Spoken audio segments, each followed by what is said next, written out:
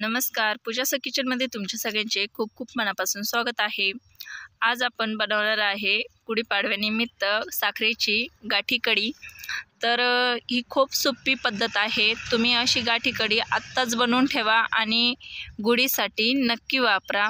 तर एकदम अशी दुकानासारखी आपण गाठी बनवलेली आहे ही, आणि इतकी फ्रेश गाठी। आणि पाडवा म्हटला की सणासुदीचा आपल्या डोक्यात कसा विचार येतो, ही शुद्ध व्यवस्थित केलेली असेल का, तर घरच्या घरी आपण स्वतः बनवू शकतो। तर मी आता कढई ठेवून घेतली आहे गॅसवर। त्यात 1 वाटी साखर, 1 वाटी साखरेला अर्ध वाटी पाणी, आणि दोरा आपल्याला ओला करून घ्यायचा आहे। कॉटनचा दोरा असल्यास अतिउत्तम आहे। दोरा कोरडा झाला की आपल्याला असा ताटामध्ये टाकून घ्यायचा आहे।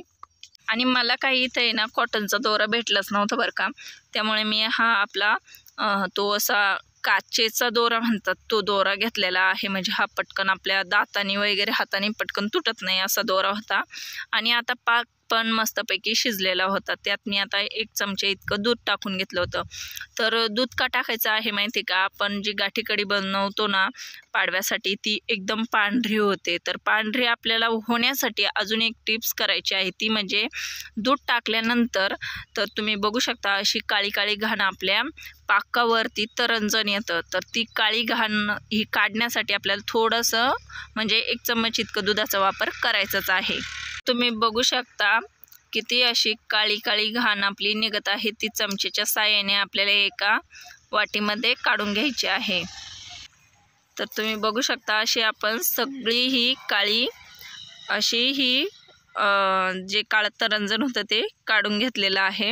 आणि आता पाक तुम्ही बघू शकता किती पांढरं शुभ्र दिसत आहे। तर आता हा पाक आपल्याला आहे ना एकदम असा पाकाची गोळी तयार झाली पाहिजे असा करायचा आहे बरं का।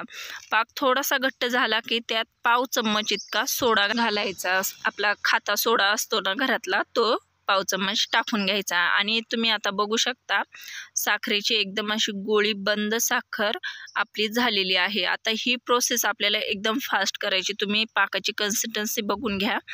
तर आता ही कृती एकदम फास्ट करायची, जेणेकरून आपला पाक आहे ना थंड व्हायला नको। तर असा ओलसरच पाक असला की गोळी बंद होती ही आपल्याला समजलं। एका वाटीमध्ये पाणी घ्यायचं, त्यात थोडासा साखरेचा टिपका टाकायचा। एकदम घट्ट झाला की लगेच आपल्याला ही प्रोसेस करायला घ्यायची। आणि अशा दोऱ्यावर गाठी आपल्याला बनवून घ्यायच्या। दोरा एका हाताने स्प्रेड धरून राहायचा, असा टाईट धरून राहायचा, आणि असं हे ड्रॉप आपले टाकून घ्यायची। तर तुम्ही बघू शकता आपला पाक एकदम थंड होऊन द्यायचा नाही बरं का, गरम गरमच टाकून घ्यायचा आहे। आणि 5 ते 6 मिनिटानंतर आपल्याला असंच ठेवून द्यायचं आहे हे ताट। तर 5 ते 6 मिनिटानंतर तुम्ही बघू शकता आता आपल्या साखरेवर, म्हणजे ती गाठी आहे तिच्यावर कसा पांढरा पांढरा असा रंग आलेला आहे। म्हणजे आपल्या जी गाठी आहे ना तिला एकदम जाळी पडलेली आहे।